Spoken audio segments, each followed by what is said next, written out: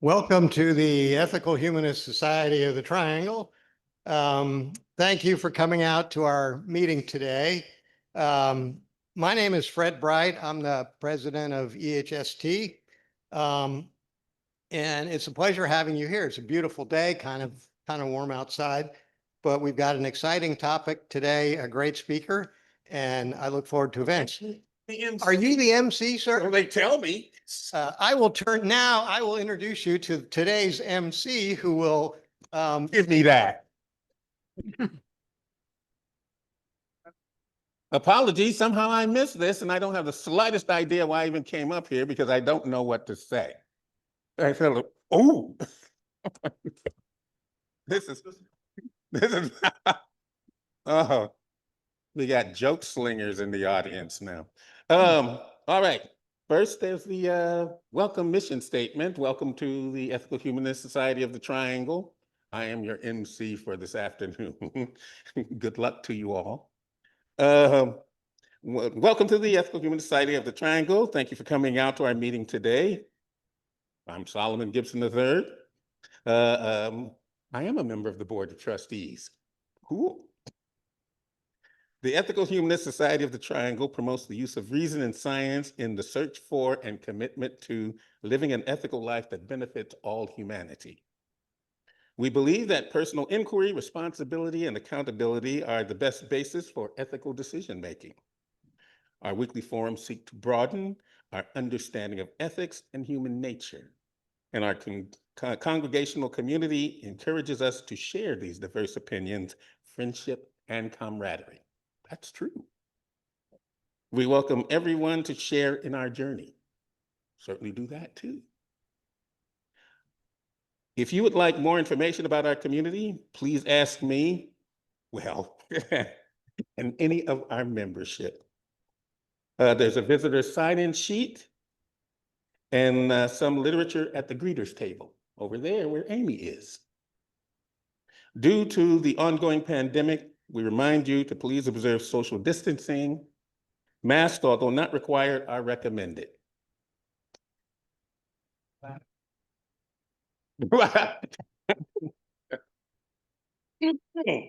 you need to scratch this out. All right, at this time, we will be taking joys and concerns. Any hands? Chris. I have a joy, and as well as maybe not a concern, but a sorrow. Last week was my brother's memorial service in Memphis, Tennessee. So I attended that. It was at a church, and it was a traditional Christian, sermon, homily, which focused more on Jesus than on his life. But some of his children and grandchildren did speak, so that part was good. But it was a joy to see. So the joy part is two parts. The joy part is that it was good to see my brother Mark's family, that is his wife and then his children and grandchildren. I haven't seen them in years and may not see them for many more years. The other joy I want to share is that I'm now the owner of a Chevy Bolt 2023. I bought that after the insurance company gave me the money from my Prius Prime, which was totaled when I had an accident just a couple of weeks ago. So I'm now driving a fully electric car, and I'm enjoying it. Excellent. Well, my wife Marge turns 83 years old on Tuesday. So congrats.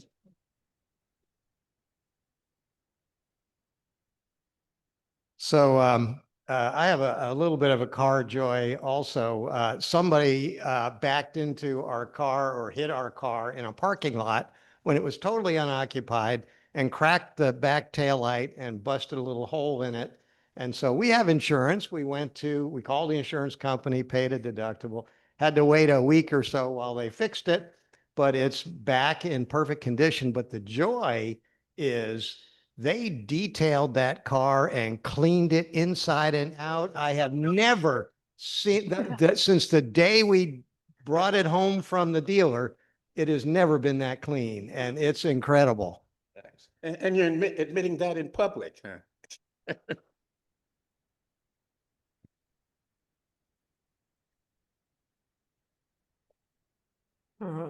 Kind of like Chris, celebrations of life don't really fall under joys and concerns, you know. But longtime member Frank Carey died a few months ago, and he hadn't been with us in quite a while. But friends of his had a potluck celebration of life yesterday that I was able to go to, and didn't know many of the people there, but Mary Luckhart was there, and who had known Frank well for quite a while, and it was a very lovely afternoon. Both his daughter and his late wife Charmaine, who was also a member's daughter, were there, so it was nice to make that connection.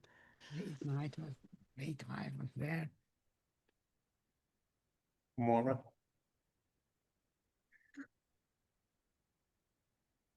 I've been having some really miserable problems after heat stroke recently with the heat coupled with humidity.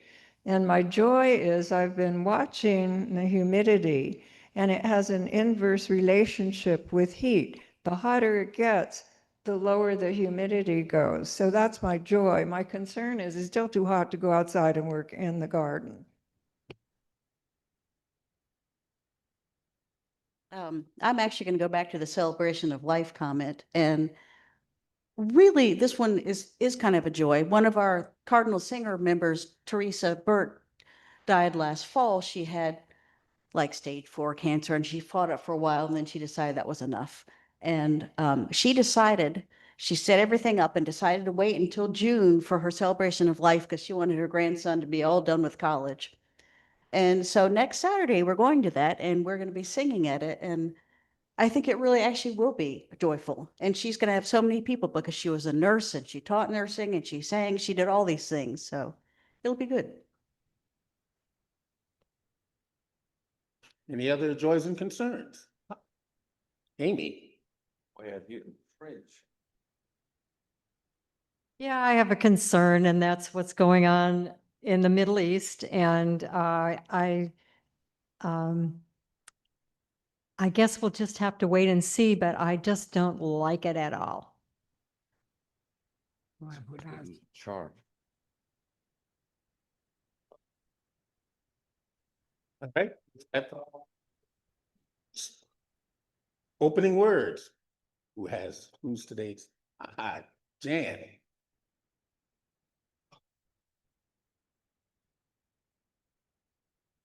Thank you. A couple of days ago, as you know, was Juneteenth. And Andy and I went to Pittsburgh to the festival that they had there, which was mostly either nonprofit or for-profit booths that were set up, different organizations, and then there was also music and food and all that good stuff. And it got me wondering a little bit about the origins, which I knew about. According to my source from the Britannica online, on January 1st, 1863, Abraham Lincoln issued the Emancipation Proclamation, declaring freedom for enslaved people in Confederate states. My wonder was that we've always, I think, kind of heard that, all right, people didn't know about it, but it felt to me that the information should have gotten down there somehow before those 2 years happened, before it was officially delivered. And however, the chat bot that was created this little message says news traveled slowly in the 19th century, especially in Texas, which faced postal service challenges. Some historians believe that the news of emancipation was purposely withheld by slaveholders to maintain control over enslaved people and plantations. Other theories suggest that messengers were stopped from delivering the news, or that there was a conspiracy to delay the information to allow for one more harvest using enslaved labor. But then on June 19th, 1865, Union soldiers arrived. Major General Gordon Granger issued General Order Number 3, informing enslaved population of their freedom. And of course, the anniversary of this day is known as Juneteenth, commemorating the end of slavery in the United States. The first celebration was held the next year in the state of Texas. And in Houston in 1872, they created Emancipation Park. And since then, there have been many celebrations among the African-American community, and often lift up every voice and sung the African-American national anthem, read food and drink, reflecting cultural African practices is often part of the ceremonies. The color red is very important. After George Floyd's death and the Black Lives Matter movement, it amplified calls for a national holiday, and in 2021, it was declared a national holiday by President Biden. And I just think that the DEI killers in the nation must just be going crazy thinking that this is remaining a national holiday, but hopefully they will not do anything about it. So, and if anybody here has experience with these celebrations in the past, I would love to hear about them. Thank you.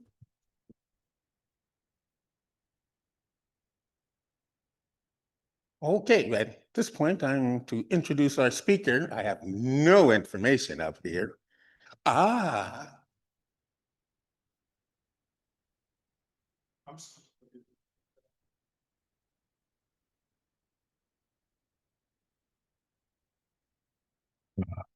I'll see if I can lip sync it. There you go. Okay, lip syncing. Jim Buie is a native North Carolinian, and he's a longtime observer of American politics and a participant activist since the age of 16. He is a graduate of UNC Journalism School, a former newspaperman in Fayetteville, Durham, and Raleigh, with a master's degree in journalism and public policy from the American University in Washington, D.C. He is currently an adjunct instructor for communications at Augusta University in Georgia and the publisher of a Substack on the themes of Slender Threads, Global Citizens, Public History, which includes many courses in the themes of his presentations that he's given. So he lives in Farrington Village and is going to speak to us about Vietnam and how we might learn something from that, despite the fact that we all think we know, because we know that those who don't learn from history are condemned to repeat it. Jim? Jim Buie.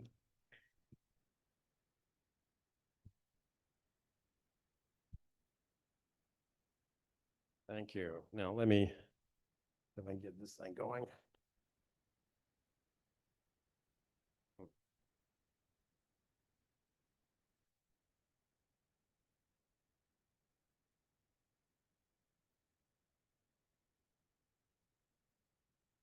Sorry, our mic stand. Okay. So is that it should go. There you go. Okay. All right. All right, great. Okay. All right. Well, thank you very much, Chris, for that introduction. So I've been thinking about this topic for several years. First of all, I would just want to know a little bit about the audience. Who here remembers the Vietnam War? Judging from the gray hair, I would guess everybody does. But, well, you know, if you remember the 60s, that means you weren't there. If you can't remember the 60s, that means you were there. You've heard that, I'm sure. um, anyway, so we'll think about that. And at the end of the presentation, we'll talk a little bit about what you remember of the Vietnam War.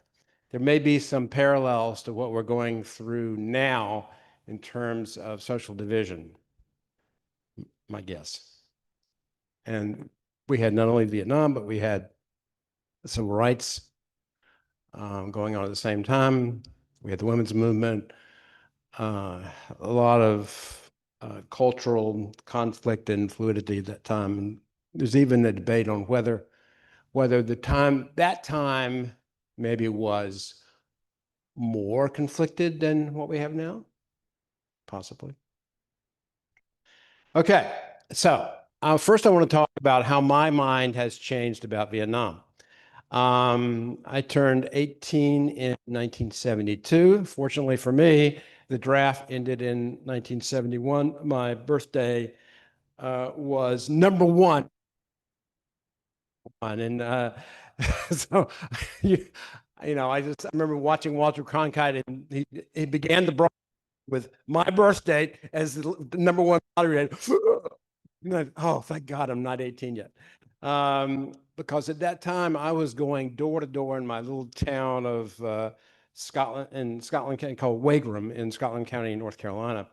And I was asking my neighbors to sign a petition for Congress to end the war in Vietnam. And I got very interesting responses from my neighbors. You know, most interesting was most of the responses were things like, President Nixon is our president. We must respect our president. And he knows a lot more than we do. And so let's let him make these decisions. That was the most common. And then I would encounter some World War II veterans. And some of them had complex opinions, but the one I remember the most was a veteran who actually I had adored when I was 6 because he had a Thunderbird convertible, and he used to take me around in this convertible. But by the time I turned, I was 16 years old, he was experiencing a lot of PTSD and was very bitter about the war. And so I went to see him, and he like shouted at me, shook his fist at me, called me a communist, and get the hell out of my house. And this was a neighbor 3 doors down. And so that was a rather striking experience. And then I went to the minister of the Presbyterian Church and asked him. He looked very uncomfortable, and he quoted the Bible saying, "There are always wars and rumors of wars, and we can't do anything about it." And so that really alienated me from the church for a while. So I was kind of involved in the peace movement, and remember going to Washington to watch debates in Congress. Congress at that time was very exciting. I could sit in the Senate for hours and watch these very interesting debates between senators over the war, and they really took a sense of responsibility for the nation's destiny. In college here at UNC, I double majored in journalism and political science, and I read a book called Fire in the Lake, A History of Vietnam and I met the author, Francis Fitzgerald, who was a professor at Harvard. Anybody ever read that book? Yeah, I just thought it was extraordinary, really well written, and it gave a vivid sense of Vietnam. And so what that book taught me was that to understand Vietnam, we had to see it from the point of view of the Vietnamese, not the point of view of Americans. Americans generally tend to make the mistake in our foreign adventures of seeing things only from our point of view. We don't even seek to understand the point of view of the people who live in those countries that we bomb. So in 2012, I was living and teaching in Abu Dhabi, United Arab Emirates, and I used to joke that I could see Iran from my house, like Sarah Palin, but it was actually 20 miles across the Strait of Hormuz, and we actually went sailing out in that strait one time, and one of my students got apprehended by the Iranians. That's a different story. But anyway, so there may be parallels to what we're experiencing now. But anyway, while living in Abu Dhabi, I could travel most anywhere in the world for about $200. And so my wife and I decided to spend about 3 weeks in Southeast Asia. And we went to Thailand, Cambodia, and Vietnam. And that was the most fascinating, mind-expanding experience, maybe one of the most mind-expanding experiences of my life, because I had read about all these places, and here I was actually observing it firsthand. We hired a Vietnamese historian who led us on tours of important battles and strategy sites. But he seemed, the main thing I remember about him was he seemed haunted by the war's legacy. And he engaged in a lot of, I guess I fueled it, in a lot of what ifs of American history and battle plans and decision making about the war. But ironically, he's probably, because that was his job, he was probably one of the few Vietnamese to even remember the war. Most of the Vietnamese were born, the vast majority were born after the war ended. It's not a society that seems to honor or study history very much. It's really more about culture and ritual and what's happening now, right? So, anybody know who this is? Ho Chi Minh. Yes. Ho Chi Minh. That's right. Yeah, and he's still honored with a bunch of statues and portraits around the country. And so he's an iconic figure. So iconic, though, that they're also, I noticed on my first night in Saigon or Ho Chi Minh City, they had this huge picture of Colonel Sanders and I couldn't, is that Colonel Sanders or is that Ho Chi Minh? You know, and that was one of the most, and what was most shocking is that right next to the Colonel Sanders Ho Chi Minh Kentucky Fried Chicken, Southern Fried Chicken store, there was an Apple store, there was Starbucks, and I began to think, well, who won this war? You know, the presidents or the American corporations were all over the place. So, yeah, Ho Chi Minh. Does Ho Chi Minh look like KFC's Colonel Sanders to you? Because I want some fried chicken when I see him. I guess that's a culturally ethnocentric statement to make, isn't it?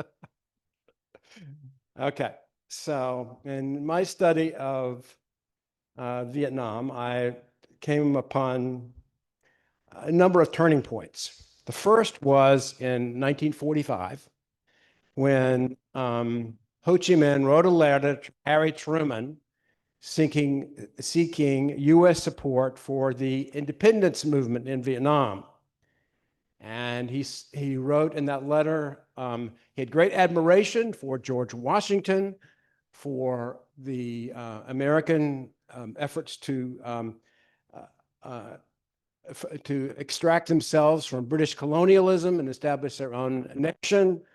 And that's exactly what he was doing there. Well, Truman had a lot on his hands at the time. It was right at the end of the war, and he ignored him.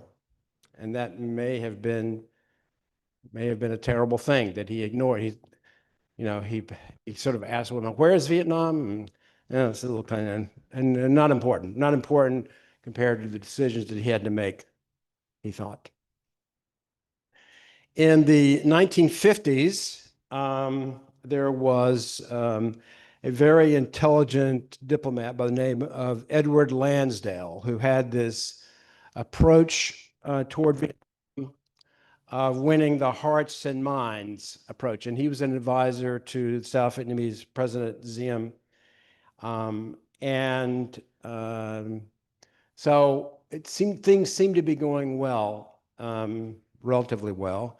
After the French were kicked out in 1954, they lost at the Battle of Dien Bien Phu.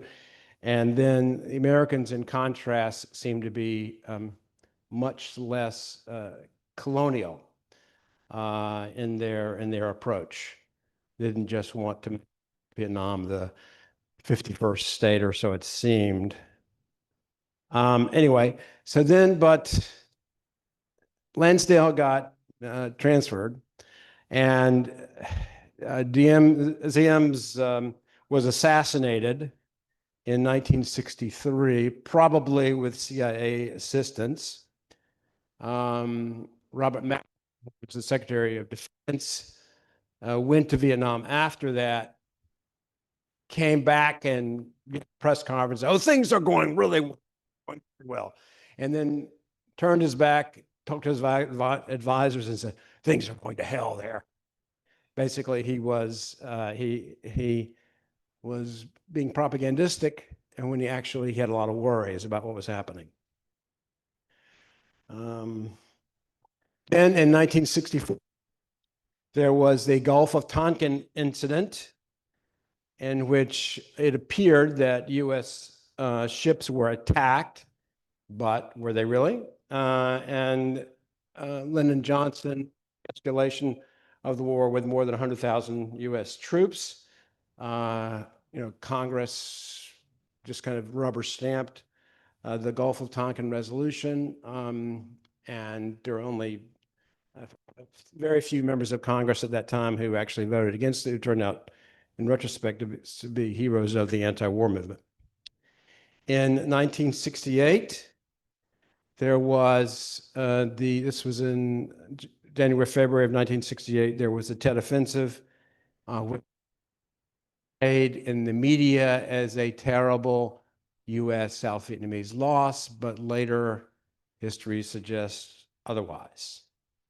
And then in 1972, Henry Kissinger, just before the 1972 election, Secretary of State Henry Kissinger went on television and said, "Peace," and then we're going to achieve peace with honor.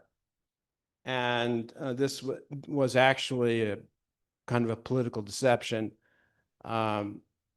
because it did not really look like they were going to be, we were going to achieve peace with honor and win the war. And then that Christmas, Nixon bombed the dikes of the bridges of the dams in North Vietnam, causing a lot of death. A very interesting book on this subject is by Max Boot, called Edward Lansdale, The Road Not Taken, Edward Lansdale and the American Tragedy in Vietnam. Basically, Lansdale's strategy, to me, it's from the most convincing and disturbing thesis. And this book came out in 2017. It profiled Lansdale, who was a CIA operative who was so successful in thwarting a leftist revolt in the Philippines, and he was an early architect of Vietnam policy. He was a constructive, benign advisor to South Vietnamese President Diem. But he was shifted to the Cuban crisis in 1956 and then returned to Vietnam after that fiasco in which we lost Cuba to Castro. And then, so because Cuba was taken over by communist revolutionaries, you know, and then so he was sent to Vietnam to somehow salvage it. And Boot contends that if the U.S. had followed Lansdale's early Vietnam strategy, the course might very well have been different. Without Lansdale's influence, Diem became paranoid and reactionary and set his country to become, within a decade, a failing state kept alive only with heavy infusions of American blood and money.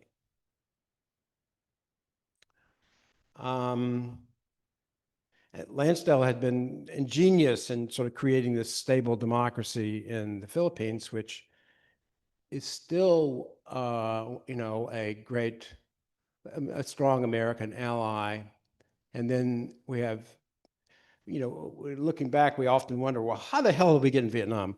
Well, you know, we were able to achieve success in the Philippines and then South Korea and in Germany and Japan. So that gave Americans a sense of hubris. We cannot, you know, we are the kings of the world. We cannot lose. Well, we found out that we could. So that Gulf of Tonkin incident in 1964 was when U.S. destroyers engaged North Vietnamese torpedo boats. The U.S. National Security Agency publicly claimed that U.S. was attacked twice, but privately acknowledged that there was no second attack. The incident led to a congressional resolution escalating the Vietnam War and permitting the president to send hundreds of thousands of ground troops. And if any of you have been to Vietnam, okay, I'll talk to you afterwards. One of the amazing things for me was to actually go into the Gulf of Tonkin, and it's near Halong Bay, which is this incredibly beautiful spot. And we had we had a tour on this boat with about 20 other people.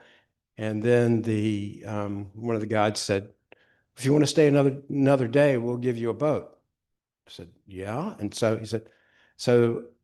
he said, this will be yours. Yours and your wife will have this little yacht.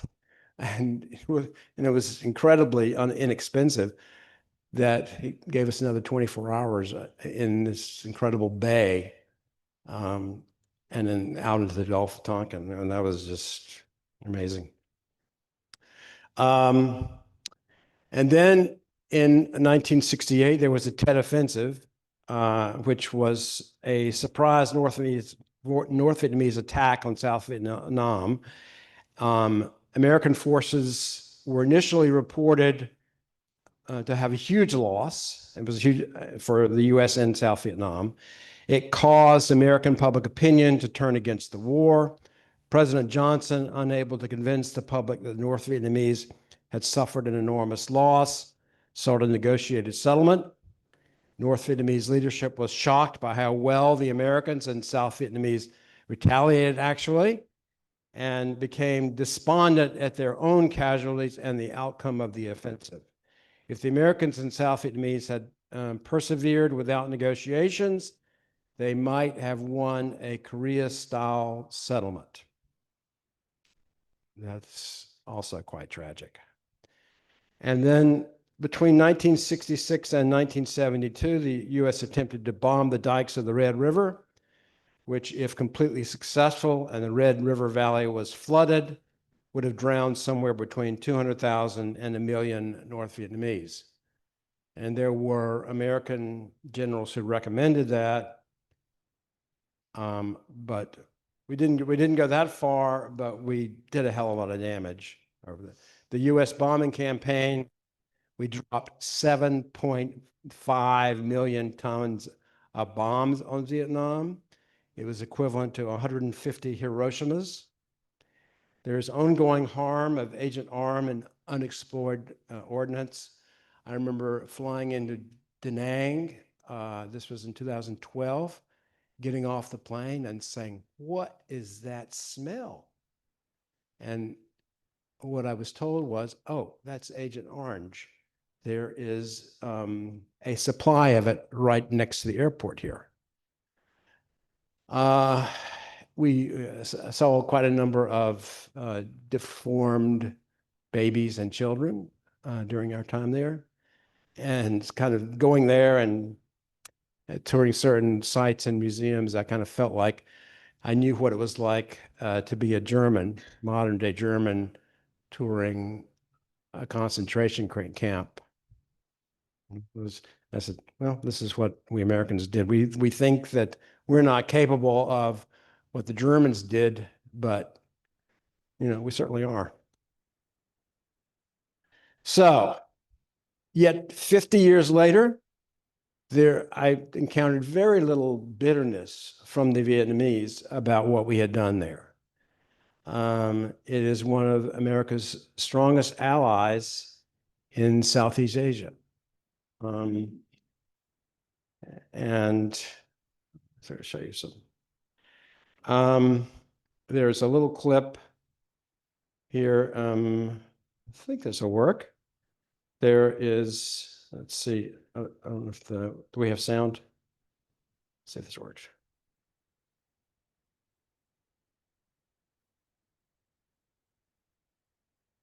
I don't think we have sound.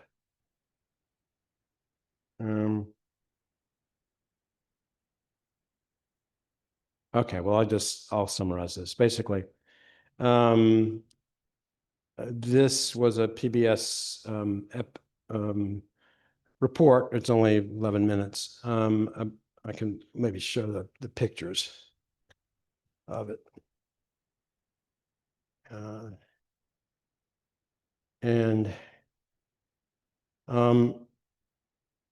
Vietnamese are basically much more afraid of the Chinese than they are of the Americans.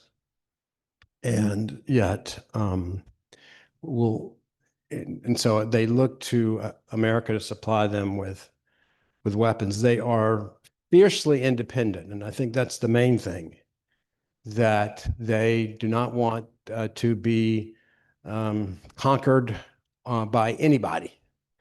And so that's been their modus operandi for many years, I would guess, for hundreds of years, actually. And they are currently, this report shows that they are currently very concerned about the Trump tariffs and the potential impact on the Vietnamese economy. Because the tariffs were going to really have a huge impact. They produce a lot of textiles for us here in America. And so they look to the U.S. as an ally, but the tariffs might change that.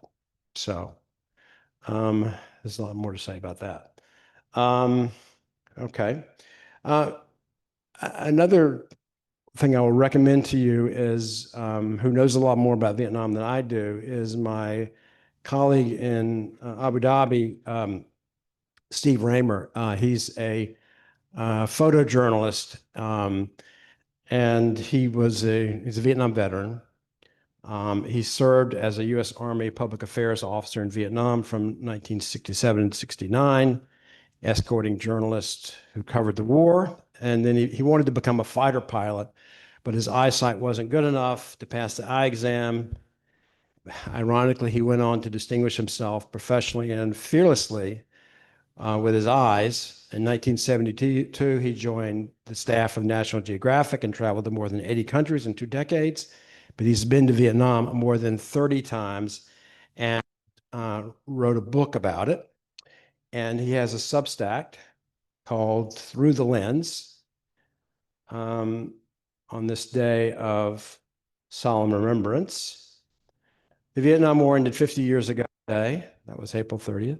As I stand at the Vietnam Veterans Memorial in Washington, D.C., I am comforted in a small way by knowing that I'm one of the thousands of U.S. veterans who have returned to Vietnam, 24 times in my case, to work to reconcile our two countries. We Americans are now Vietnam's largest trading partner, and our security relationship is rock solid. My Vietnamese friends have studied in the United States at Duke University in North Carolina, college in Minnesota, among other institutions, and their children have their sights set on higher education in the United States. This didn't happen by accident. Life is full of anguish, heartbreaking twists and turns, no more so than with the 58,000 plus Americans and the 3 million Vietnamese who died in the so-called American War between 1963 and 1975. May we veterans continue to dedicate some part of our lives to reconciliation and to finding more in common with the people of Vietnam than what separated us 50 years ago. And this is one of his pictures. Veterans search for names and friends and loved ones at the Vietnam Veterans Memorial in Washington, D.C. And he actually took this with just an iPhone. Pretty good. But anyway, I recommend his Substack, Stephen Raymer. It's called Through the Lens. All right. And okay. So, remembering the terrible divisions within the U.S. during the Vietnam War and later visiting the country and almost falling in love with it, with the people and the culture and seeing how they admire American initiative, I think, what the hell was that war all about? It seemed to be so unnecessary. Couldn't we have done it a different way? And I began to wonder about other involvement we have in the world. But anyway, the point is that we should have done better to understand the Vietnamese people and try not to fit that country and other countries into dogmas, whether Cold War dogmas, religious dogmas, or I've been to 40 countries, and almost none of the dogmas that I learned here turned out to be entirely true about other countries. So, and then that's my conclusion. So now we'll go to your questions and observations.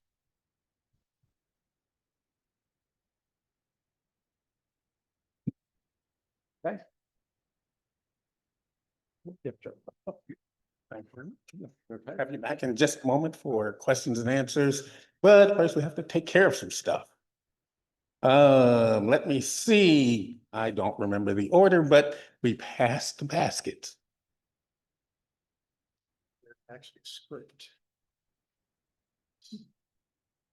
Ooh, wow, page 2.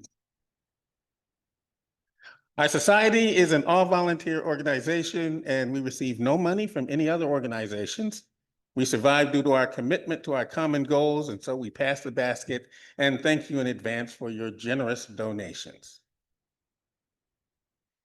Now, while that is going on, the rules for Q&A, although many of you are familiar with them, raise your hand, wait for the microphone that Todd has, ask only one question at a time, allows others to ask their questions, and let everyone get a chance to ask a question before asking a second question. And Todd will be passing around the microphone for questions. We recognize all who have questions, and so please keep your questions brief. Hands? Hello? Oh, should I ask my question now? Yeah, sure. Okay, I thought you were going to speak. Yeah. As to what might have been done differently, if the United States had honored the Geneva Accords that Viet Minh had with France, have 1956. Ho Chi Minh's party would have won, and that would have been it. I guess there wouldn't have been a war. And it Well, would- they were communists, right? That was our thinking back then, right? Yes, well, that was, of course, the American view. Like, Iranians are terrorists. I have a question. So it was the domino theory we were preventing, this Right, yeah. of communism taking over. But was it the North Vietnamese who were fighting us, or I had the idea China was working with North Vietnam to take over the country and make it all communist. But that's not true. Well, I think there was I think the Chinese were working to get the Americans out. Warn them out, right? But they had their own agenda as well, which I don't think they were trusted by the Vietnamese either. Okay, they weren't fighting with North Vietnam against us. I don't, there was a war, China and Vietnam had a war a couple of years after the Americans left, Yeah. I think in 78 or something like that, yeah.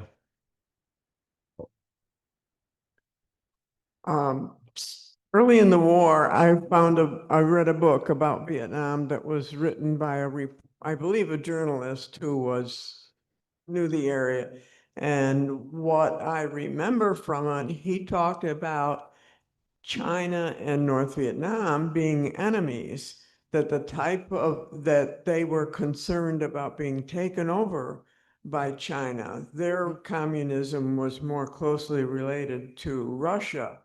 And the whole business of the US involvement was this domino theory that I think Right. Eisenhower came up with or was promulgated During that time, yeah. that if Vietnam toppled, then it'd be Cambodia and Laos and the whole works. So that was what was being, what the propaganda was. Right. That's right, yeah. Three quick things I want to say. Yeah. I watched the PBS special by Stanley Carnell based on his book about Vietnam. Right. And that was really a compelling piece. And I even bought the book and read it in addition to that. One thing he said about the Tet Offensive is that came at the same time Johnson and his men were running around saying, we've almost won the war. And then they launched this huge offensive. So it was the psychological damage they inflicted on the U.S. It is that in contrast to what we actually know now is that we were very successful in repelling them, as you pointed out. But the psychological damage was just incredible to the U.S. participation. The last thing I'll say is that the first editorial I ever wrote, I was living in Memphis at the time. I wrote it to the morning newspaper, the Commercial Appeal. I wrote against the bombing of the dikes, and they published it. So I was 16 at the time. All right, very wise.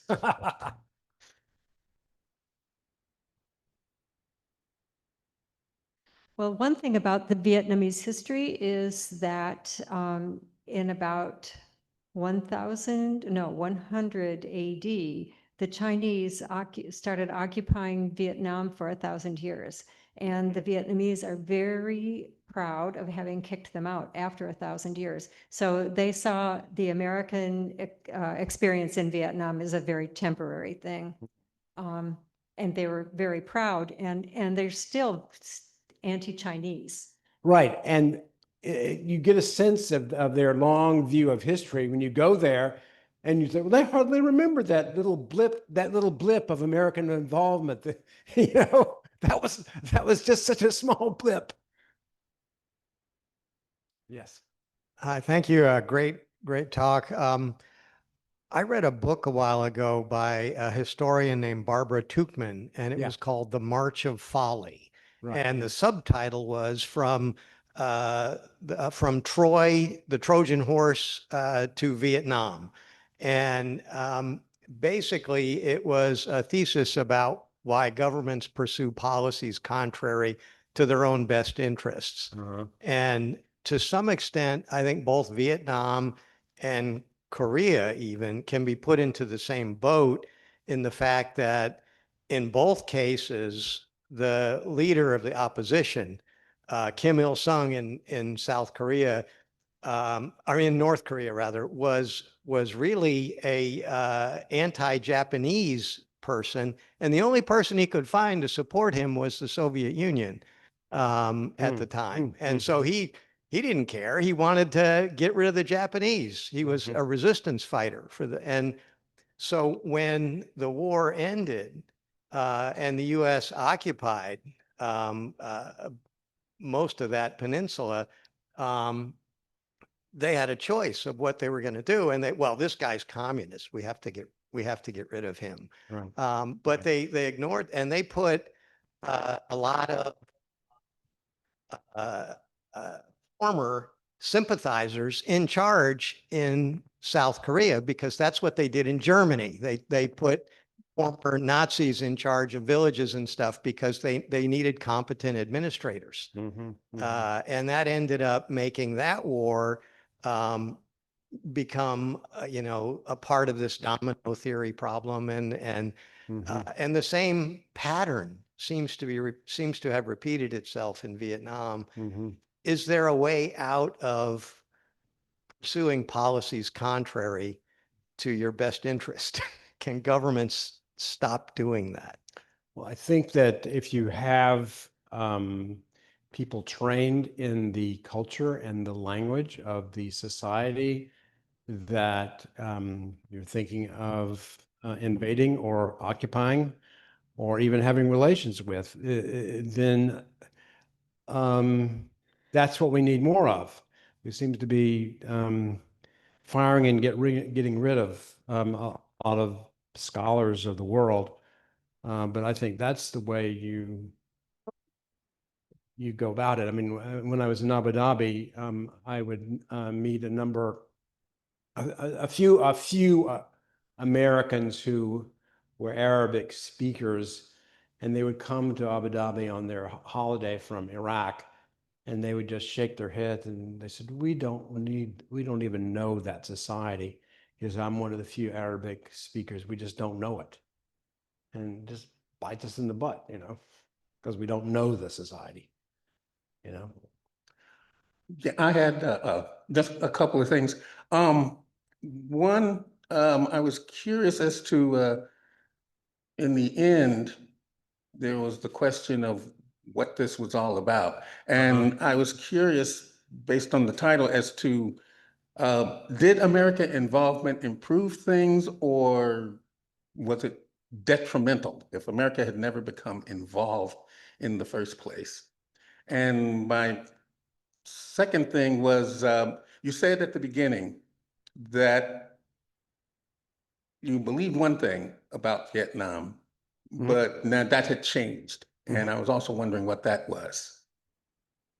I believe that it was a simple moral choice when I was in high school and early college. It was a simple moral choice, and we were immoral and we should get the hell out of there.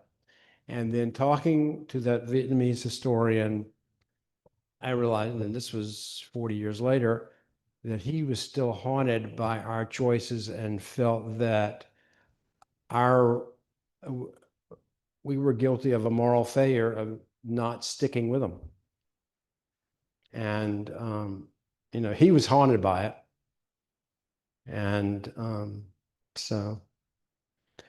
but I think that what's amazing is that the Vietnamese seem to have, at least the South Vietnamese, seem to have embraced capitalism.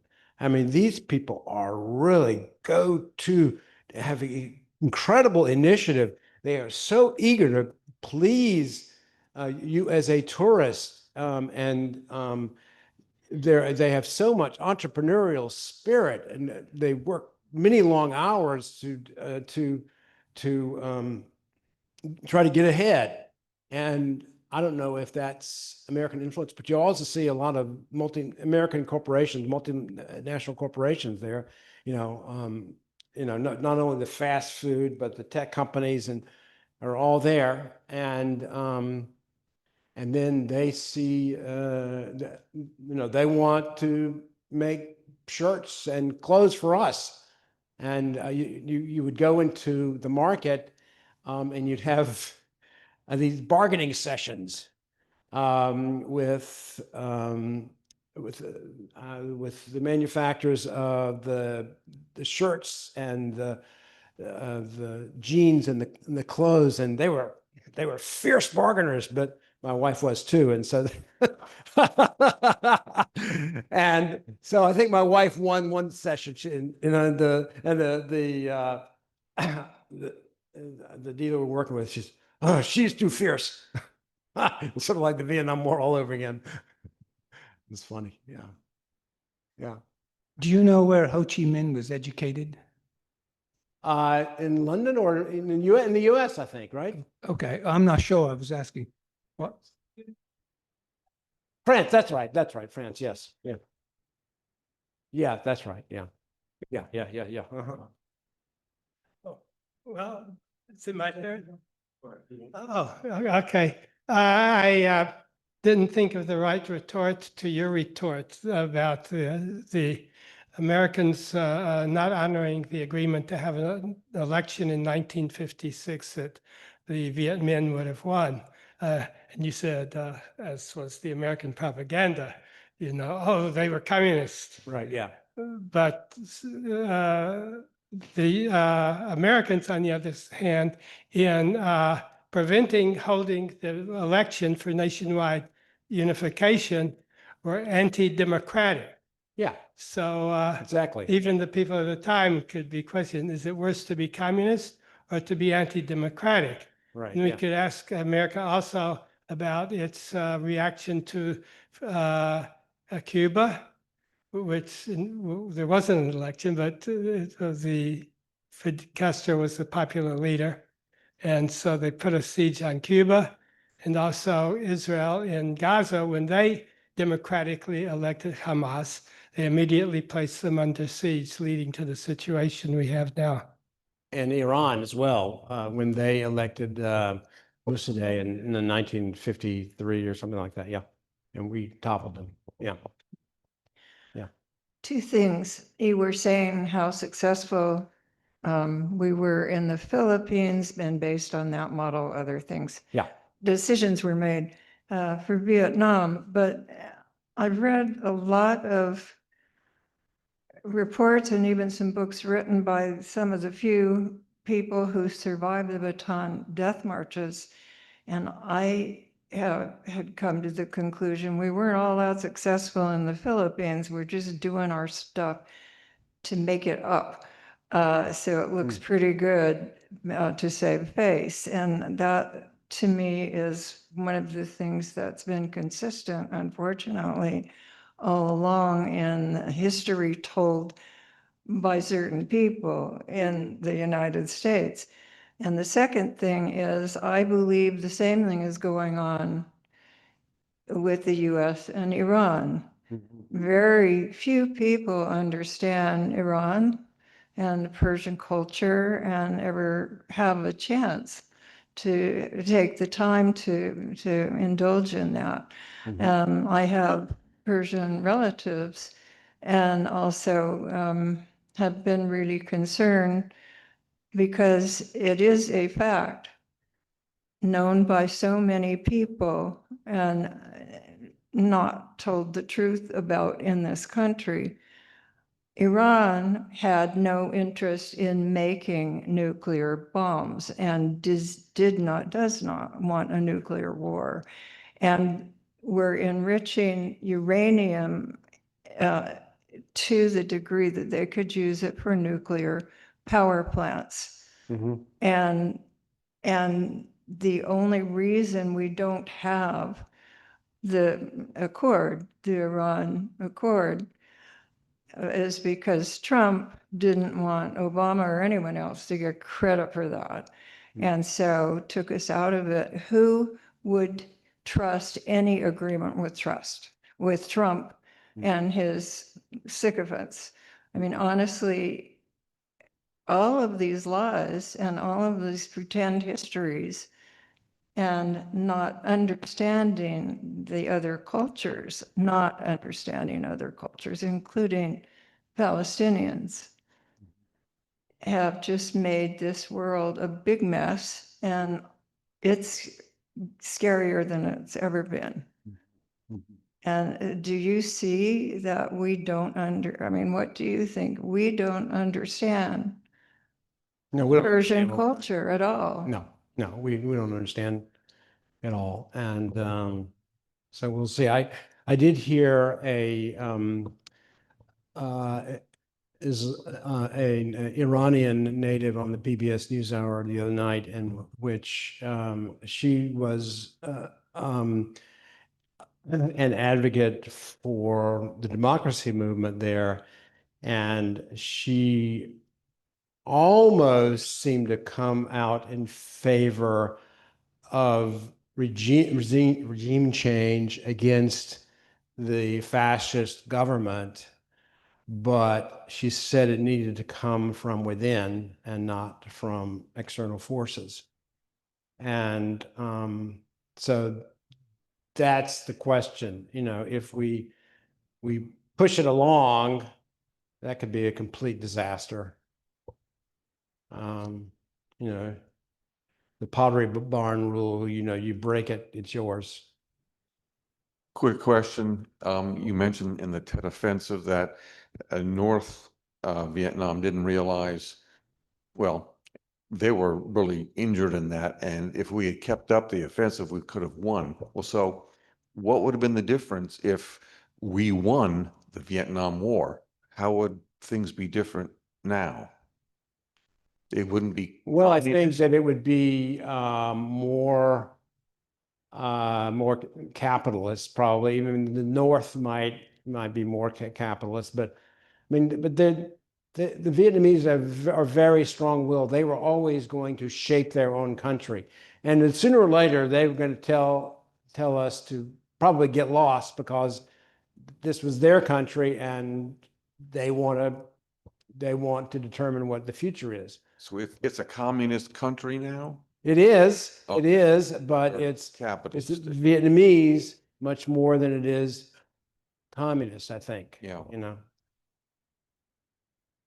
I was struck on my visit to Vietnam that everything bad that happened in the last 50 years is the fault of the American war. And the same is true in Iran.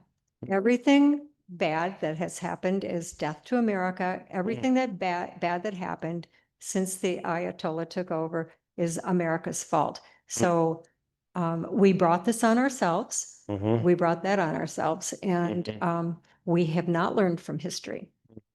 And We that make a is good scapegoat in that sense. Yeah, and that's right. And if you've got that bad, evil invader, then you can blame them for everything. Yeah. I'm trying to remember the dates of the French involvement in Vietnam, which preceded our own. Yeah, I and think it was, They spectacularly failed in their 46 mission. to 54, I think. I mean, 54 is when got kicked out. Yeah. Yeah, they were terrible. Yeah.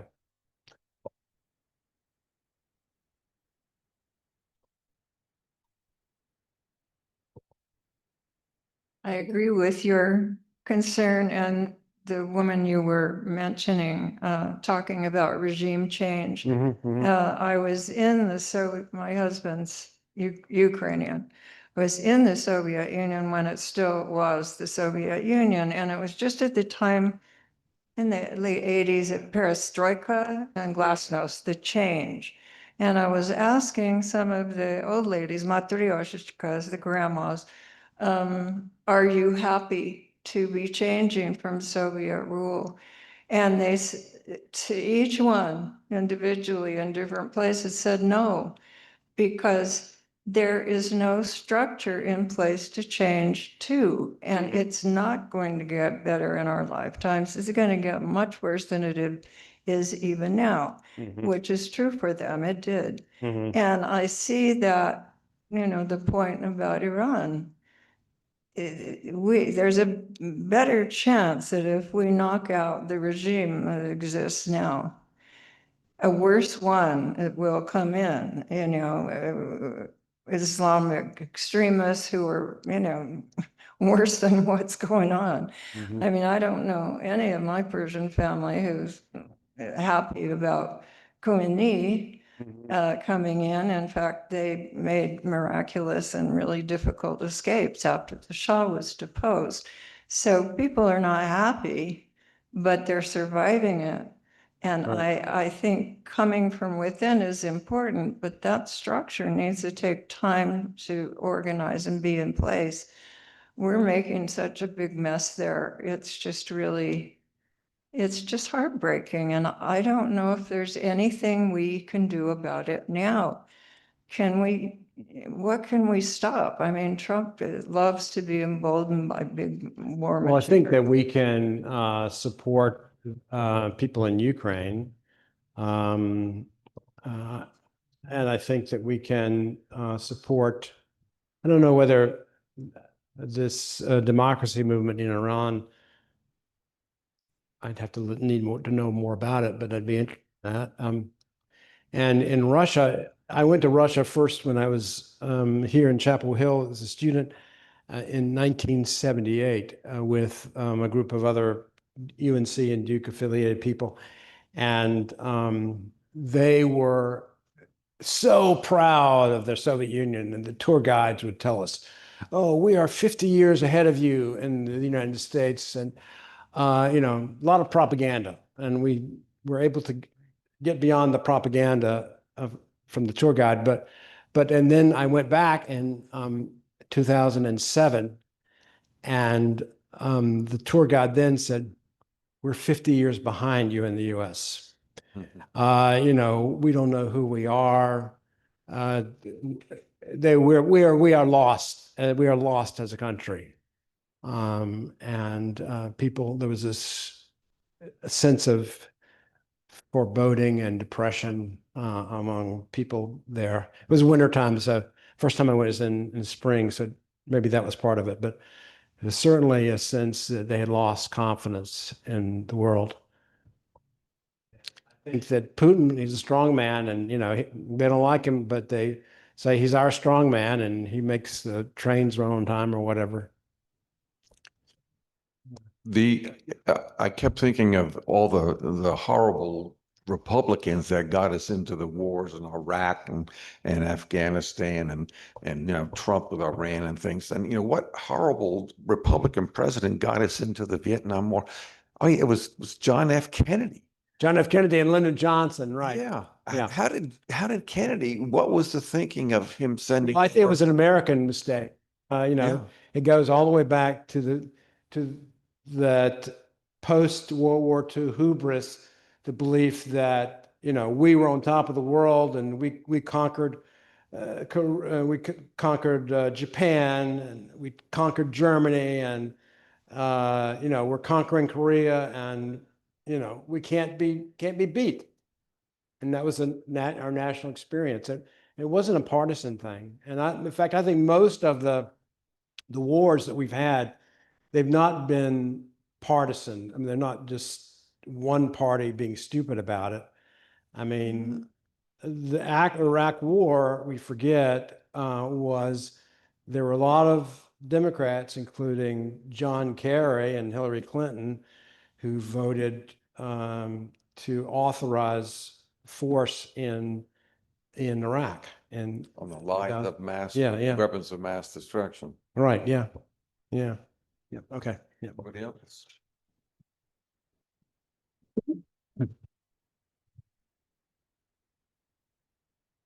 Once more, a round of applause for our guests this afternoon for a wonderful talk and Q&A. I would like to apologize to the membership for my complete lack of having any knowledge of what my responsibility was. I actually thought I looked at the list and I didn't see my name there. Clearly, I missed it. So apologies for my being kind of inexperienced at all this. This is my first time. So with that said, our closing words. Oh, announcements, sorry.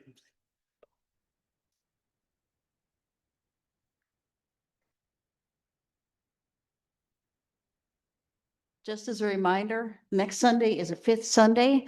We will not be here, so if you show up, the doors will be locked. Fifth Sundays are generally, and this one will be, an AEU talk, and I have totally blanked on what it's going to be. The Sunday after that is July 4th weekend. And again, we won't be here, so don't come. The Sunday after that is the second Sunday, and we'll be back on Zoom, so don't come. But July 20th, we'll be back here in person. So we're looking forward to it. The July 4th weekend is a holiday weekend. We have chosen to not have a meeting at all because it's really a time when a lot of people are out of town. So the program committee gave ourselves a break.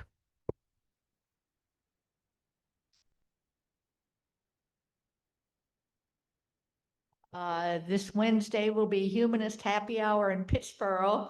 I will try to set us up a reserved table at the mod where we used to meet.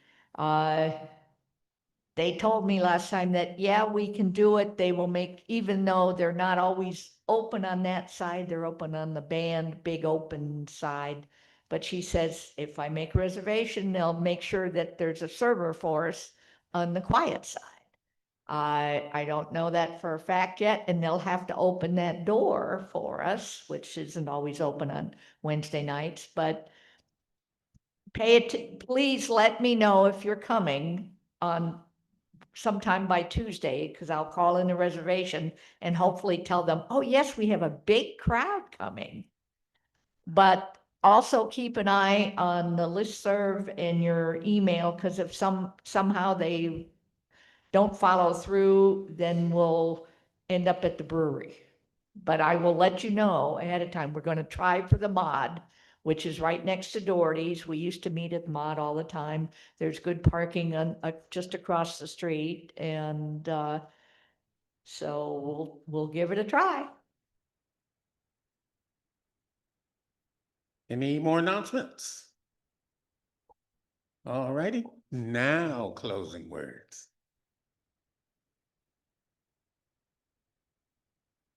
Thank you.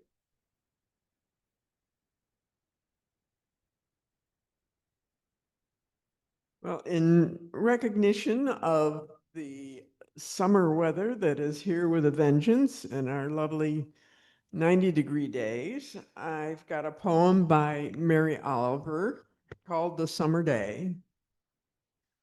Who made the world? Who made the swan and the black bear? Who made the grasshopper? This grasshopper, I mean. The one who has flung herself out of the grass, the one who is eating sugar out of my hand, who is moving her jaws back and forth instead of up and down, who is gazing around with her enormous and complicated eyes. Now she lifts her pale forearms and thoroughly washes her face. Now she snaps her wings open and floats away. I don't know exactly what a prayer is. I do know how to pay attention, how to fall down into the grass, how to kneel down into the grass, how to be idle and blessed, how to stroll through the fields, which is what I have been doing all day. Tell me, what else should I have done? Doesn't everything die at last and too soon? Tell me, what is it you plan to do with your one wild and precious life?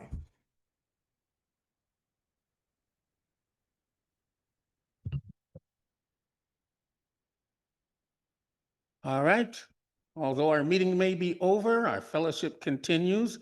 Please